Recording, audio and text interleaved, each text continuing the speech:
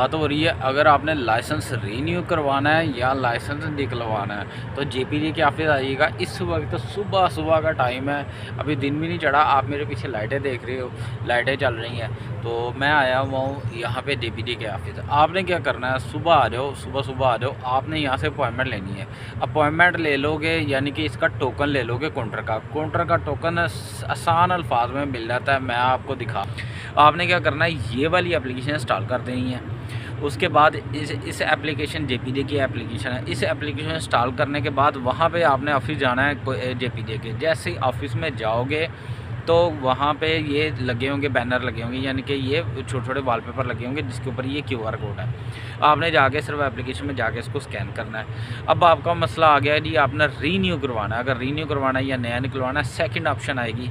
आपने second option के ऊपर क्लिक कर देना है कि उस ऑप्शन को क्लिक करना है ताकि मुझे अपना लाइसेंस रीन्यू करवाना है या लाइसेंस से रिलेटेड है। आप इसको मलेशियन में ट्रांसलेट भी कर सकते हो, अगर आप मलाई आती है तो आपको पता होगा।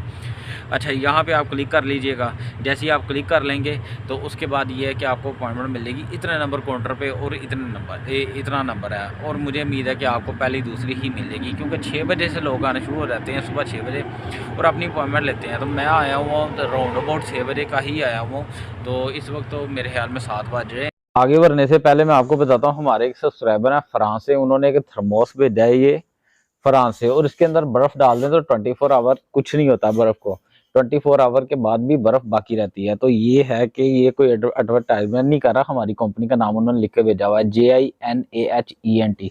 तो थैंक यू फॉर सेंड, और ये तोहफे का बहुत शुक्रिया। तो ये चीज होगी। अब मैं आता हूँ फीस के ऊपर। पहले मैं बताऊंगा फीस उन लोगों की जो रीन्यू करवाते हैं लर्निंग ड्राइविंग लाइसेंस। फिर मैं आऊंगा फीस उन लोगों की जिनका प्रॉपर ऑलरेडी पी लाइसेंस है या CDL उनके पास लाइसेंस है, या उनके पास प्रोफेशनल लाइसेंस ऑलरेडी मौजूद है, जो कि बालग हो चुका हुआ है, बड़ा हो चुका हुआ है, तो उसकी फीस क्या है। अच्छा, मैं बताता हूँ सबसे पहले लर्निंग की। लर्निंग का ड्राइविंग लाइसेंस अगर कार का या मोटरसाइकिल का आप करवाते हो तो उसकी 3 माह की फीस है 30 रिंगिट। अगर आपका 6 माह तक आप करवाते हो तो उसकी फीस है 60 रिंगिट। और एक और बात बताऊं, आपका चाहे बाइक का और कार का दोनों साथ ले देंगे तो सेम फीस है। तो मतलब कि टेंशन वाली बात नहीं है। कहना ये चाह रहा हूँ कि अगर आप बाइक और कार दोनों का एक साथ ले देंगे तो कहेंगे कि इसको एक्सटेंड कर दे 6 माह के लिए, वो बाइक के लिए कोई एक्स्ट्रा फीस नहीं मांगेंगे, उसके अंदर ही आपका रिकवर हो जाएगा। अच्छा, जब मैंने करवाया था, ब्लू है मेरा पहला, ये ब्लू है, इस टाइप का होता है तकरीबन, कलर ग्रीन ब्लू टाइप होता है। ये था 3 माह के लिए मैंने करवाया था। अब मैंने आज जाके करवाया 6 माह के लिए। जब मैं 6 माह के लिए करवाया था, एक तो फोटो मेरी हटा दी उन्होंने, दूसरा सिर्फ ये ऐसे ही दिया उन्होंने कार्ड, इस तरह का कार्ड दिया, ये रेड कलर का है। तो ये कार्ड दे दिया 6 माह के लिए, और दूसरा था मेरा ब्लू ग्रीन टाइप, ये था मुझे 3 माह के लिए।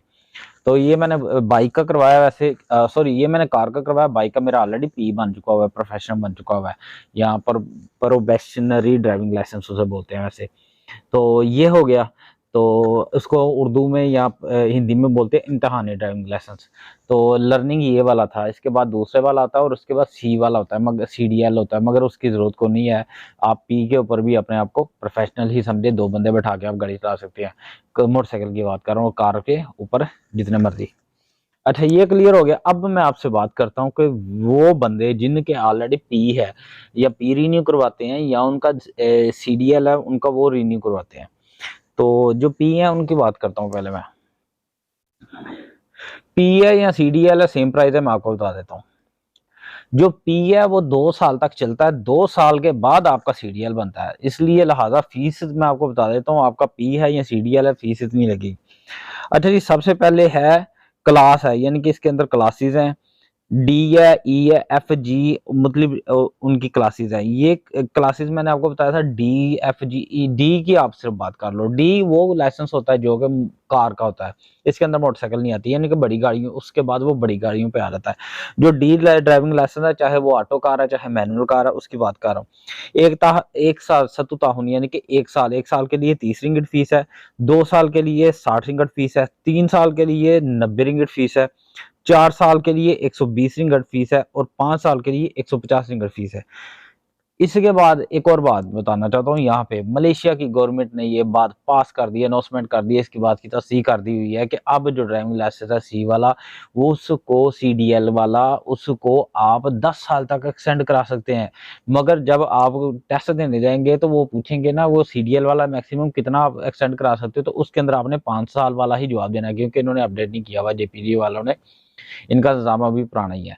तो ये है, यानी कि आप करवा सकते हो, कोई मसला नहीं है, मगर ये अभी सिस्टम अभी अपडेट सवाल जवाब में नहीं किया हुआ, मगर आप करवा सकते हो जाके। अच्छा, उसके बाद आ जाता है मोटरसाइकिल बी और B2। बी में वो गाड़ियों की जो बड़ी गाड़ियां होती हैं 250 सीसी से ऊपर की, 250 सीसी से लेके 500 सीसी तक ये जो गाड़ियां होती हैं, मोटरसाइकिलें होती हैं, ये उनकी प्राइस है। या B2 ये वो गाड़ियां होती हैं जो 90 सीसी से लेके 250 सीसी तक होती हैं, इन दोनों गाड़ियों, और नीचे सीसी 70 सीसी 50 सीसी का लाइसेंस नहीं होता मलेशिया के अंदर, ये मैं पहले क्लियर कर दूं, इनकी लाइसेंस की जरूरत नहीं होती। अच्छा जी, एक और जी B2 या B1 दोनों में से एक ही प्राइस है दोनों की। अब मैं बताता हूँ प्राइस कितनी है। 1 साल के लिए 20 रिंगिट का लाइसेंस है, रिन्यू हो जाएगा। 2 साल के लिए 40 रिंगिट का है। 3 साल के लिए 60 रिंगिट का है। और 4 साल के लिए 80 रिंगिट का है। 5 साल के लिए 100 रिंगिट का है। 100 रिंगिट दें, 5 साल के लिए आपका लाइसेंस रिन्यू हो जाएगा, या 5 साल के लिए आपका लाइसेंस एक्सटेंड हो जाएगा। तो ये प्राइस थी। और इंटरनेशनल ड्राइविंग परमिट IDP उसे कहते हैं, उसकी प्राइस थी 150 रिंगिट 1 साल के लिए। मगर ये इंटरनेशनल ड्राइविंग परमिट होता है, ये सिर्फ मलेशियन लोगों को इशू करते हैं, ये फॉरेनर को इशू नहीं करते। हम ये आपको यहाँ बांग्लादेश के भाई को, किसी इंडिया के भाई को, या पाकिस्तानी को, या नेपाल वगैरह भाई को ये इशू नहीं करेंगे। ये चीज क्लियर होगी। ये सिर्फ जो इंटरनेशनल वाला होता है ना ड्राइविंग लाइसेंस, वो सिर्फ उन लोगों को जो मलेशियन है उनके लिए इस्तेमाल होता है। और ये क्लियर हो गया। अब मैं आपको बता देता हूँ कि इसका टाइम कितना लगता है। आपने जाना है, जाके खड़े होना है, आपको वहीं पे काम हो जाएगा। यानी कि आपने अपॉइंटमेंट ली है, यानी कि टिकट ली है, वहीं पे अपॉइंटमेंट ली है, वहीं पे खड़े हुए हैं, आपकी बारी आई है, उन्होंने कहना आपके पास डॉक्यूमेंट कौन से होने चाहिए। अब मैंने जो लेके गया था, जब आपने डॉक्यूमेंट, उसके अंदर आपका ये है कि आपका जो परमिट है उसका वो होना चाहिए आपके पास, आपका ओरिजिनल पासपोर्ट है वो होना चाहिए आपके पास। और अगर आपका रिन्यू होता है तस्वीर वाला, यानी कि L ड्राइविंग लाइसेंस 3 मंथ वाला, वो उसके अंदर आपकी तस्वीर मांगेंगे। और अगर आपका रिन्यू होता है दूसरा बड़े वाला, यानी कि CP है या फिर CDL है, उसके अंदर भी आपकी तस्वीर मांगेंगे। तो आपने छोटी सी तस्वीर होती है ड्राइविंग लाइसेंस के साइज की, ये लेके जानी है। ये छोटी सी तस्वीर होती है ड्राइविंग लाइसेंस की। तो ये ड्राइविंग लाइसेंस के साइज की तस्वीर है, ये साथ लेके जानी है, वो वहीं पे मशीन पे रखेंगे, आपका लाइसेंस निकलेगा। अच्छा ये देखें ना जरा, ये बिल्कुल ऐसे जैसे इसके अंदर पेपर है और ये प्लास्टिक सा बनाया हुआ है। ये ड्राइविंग लाइसेंस जो होते हैं ना, ये आर्जी होते हैं, और ये L है 3 मंथ के लिए या 6 मंथ के लिए। मगर जब वो आपको P देंगे, वो प्रॉपर कार्ड होगा, जिस तरह मेरे पास ये कार्ड है, इस तरह प्रॉपर कार्ड होगा, इसके ऊपर प्रिंट हुआ होगा, जिस तरह आपके घरों या आपके नेशनल IC होता है या इंटरनेशनल ID कार्ड होता है, जिस तरह भी आपका शनाख्ती कार्ड वगैरह होता है, इस तरह प्रॉपर वो कार्ड होगा जो P होगा। और उसी के लिए ये वाला कोई चक्कर नहीं होगा, तस्वीर नहीं है, ये तस्वीर लाजमन उसके लिए देनी पड़ेगी।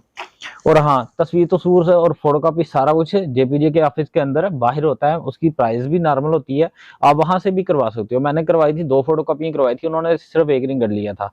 तो ये चीज कहना चाह रहा हूँ, 50 सेंट की पर फोटोकॉपी कर रहे थे। तो ये कहना चाह रहा हूँ कि अगर आप खुद डॉक्यूमेंट अपने सारे लेके जाओ, वहीं पे सिर्फ इतने ही डॉक्यूमेंट आपको दिखाने हैं। JPG का ऑफिसर आपसे पासपोर्ट देखने को बोलेगा, JPG का ऑफिसर आपसे परमिट आपका देखने को बोलेगा, JPG के ऑफिसर लाजमन आपके पास अपॉइंटमेंट होनी चाहिए, उसी वक्त वहीं से अपॉइंटमेंट मिल जानी है। ये मैंने बताया हुआ एप्लीकेशन है, इसको स्कैन का बटन क्लिक करना है। जैसे स्कैन का बटन क्लिक करोगे तो एप्लीकेशन में ऑप्शन आ जाएगी कि हाँ जी वो कोड दिखाओ। कोड आपको मैंने दिखाया हुआ, वो ब्लर सा किया हुआ, वो कोड आपने सिर्फ स्कैन करना, आपका ऊपर नंबर आ जाएगा कि आपकी इतना नंबर आपकी टोकन है। उस टोकन की जब आपकी स्क्रीन के ऊपर बारी आएगी, आपने काउंटर पे चल जाना है। ये थी इन्फॉर्मेशन अगर आपको अच्छी लगी है, इन्फॉर्मेशन से आपको कुछ सीखने को मिला हो तो अच्छी बात है। वीडियो को दूसरों के साथ शेयर कीजिएगा, अपना बहुत सारा ख्याल रखिएगा। और हाँ, मेरे चैनल को सब्सक्राइब कीजिएगा, अगर कर दिया, अगर नहीं किया तो कर दें, अगर कर दिया तो दूसरों के साथ शेयर कीजिएगा। अपना बहुत सारा ख्याल रखिएगा। जब चैनल को सब्सक्राइब करते हैं ना, साथ एक ना घंटे का बटन होता है, उसको भी क्लिक कर दिया करें। उसका बेनिफिट ये होता है कि नेक्स्ट जो वीडियो होती है उसका नोटिफिकेशन आपको आ जाता है, आपको पता चल जाता है कि हाँ नेक्स्ट वीडियो आई है, ताकि इन्फॉर्मेशन ज़्यादा से ज़्यादा दूसरे लोगों तक पहुँचे। अपना बहुत सारा ख्याल रखिएगा, दुआ में याद रखिएगा। अस्सलाम वालेकुम।